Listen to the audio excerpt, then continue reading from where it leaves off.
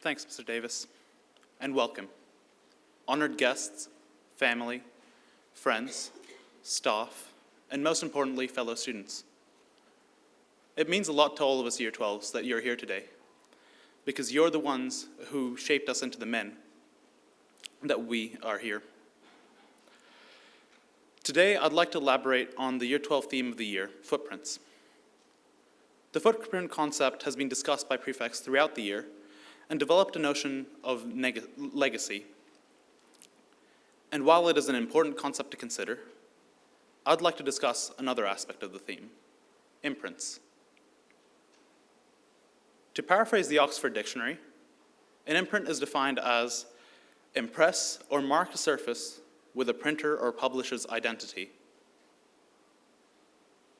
At the start of the year, Ollie talked about the footprints we leave, how he would try not to just fill in the footprints left by his older brother Eddie, who is also a school captain, but rather make his own. He used the metaphor of walking on a beach and looking back at the footsteps he took to get to where he is. My interpretation of this metaphor is the beach in our life is our life, and each of our footprints that we leave in the sand is the step or decision we make in every moment. Right now, we're in that firm bit of sand, the part between where the footprints would be blown away by the wind and washed away by the sea. For most of us, if not in the next year of 2020, at some point in the coming decade, there'll be a time when we're living by ourselves. Yeah, we'll enjoy the freedom and try to make lots of good memories with our friends and potential partners.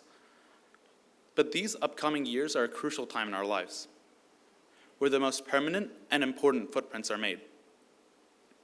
We decide whether we want to go to university, take a gap year, do an apprenticeship, what career we want to go into. We start determining the kinds of people we're going to become and the values we embody.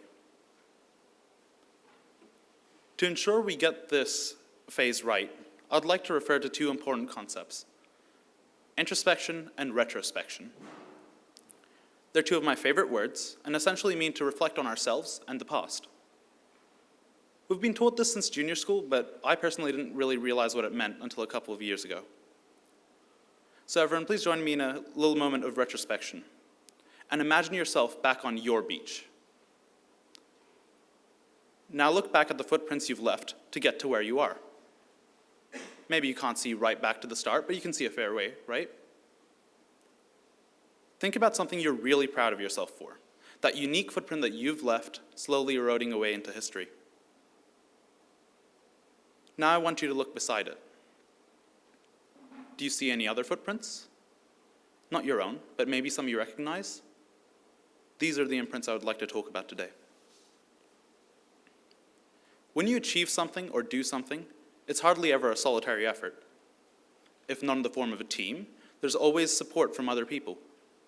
Like how on Ollie's beach, he saw Eddie's footprints guiding him. That footprint of your achievement on your beach, which you have left, is surrounded by the imprints of other people. Them stamping their foot, their identity, into your beach and saying, I was here and I helped. Yes, the achievement wouldn't have been possible without you and all the hard work you put in, and you still must take pride in that accomplishment. But despite all that hard work, it's still generally not possible without the help of some other people. So to be able to look back and acknowledge, not in just your victory speech, but introspect and really in your heart, acknowledge the necessity of the other people's efforts. If we don't do this, we're ignorant and take those people for granted. But furthermore, it means we can't take pride in other people's achievements, regardless of whether we helped.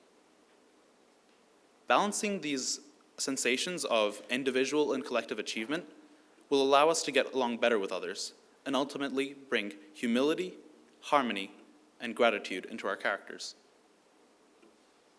Let me give you a few examples. Something I think we're all proud of this year is the charity effort. We raised $19,384 for the Smith family, and various other amounts for other charities too, like $870 for Lifeline.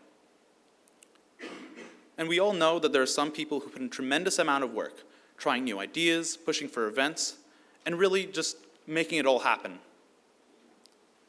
But while their leadership and determination was necessary, without all the other students volunteering or donating money, we wouldn't have been able to achieve this grand total. Still, this legacy doesn't belong to us Year 12s solely either. The families who donated to the cause or supported us, their sons, helping us get that job, teaching us to be charitable. The enormous effort by the staff who guided us through the process all finally allow us to produce this 2019 Hutchins Leavers imprint on society. I can personally attest that any achievements I've done have only been possible because of a tremendous amount of support from my friends, teachers, and most of all, my family. Over the years, being a Hutchins student has allowed me to partake in various different competitions and conferences, from the Tasmanian Science Talent Search to the International Student Science Conference. Aside from being exposed to opportunities, though, I think one of the best things about studying here is the peers. The amount of questions and messages, and sometimes spam, that is in our physics group chat is incredibly helpful and fun. And the reason that this can be helpful is, for example, I'm not great at chemistry, but I know I can rely on some of my classmates to help me if I ask them. This goes both ways. If someone asks me a maths question, generally I say yes, and helping them improves me as a teacher, but also my understanding. Because sometimes the other person asks a question or a way of thinking I hadn't considered before. Another great example is sports, and I know what you're all thinking. I don't do a lot of sports, and I don't know a lot about them, but from talking to other people or just watching the TV, it's clear that how much of a team effort it is. Something that stands out to me in particular is cycling. Cycling is most definitely a team effort. You try and form a slipstream to ensure that your team members behind you get less air resistance. The team continues doing this until the end, where the sprinter, who's always been sheltered from the wind by the rest of the team, suddenly comes out the front and dashes towards the end line. All that team's effort for one person to take the victory. It's not just professional sport, though. It applies to what we do here as well. Now, I asked Nick Smart, or Smarty, to tell me a little bit about what he thinks Hutchins sport is. And I don't think I can communicate the message as well as his words to you. So here we go. The sporting culture at Hutchins is unlike any other. The pride which comes with putting on that Hutchins crest whenever you walk out onto the field, onto the water, or into a room is special and something which for many students is hard to come to terms with. Sport at Hutchins is special as everyone gets a piece of the pie. Everyone gets to have a crack or make the team, whether it is on or off the field.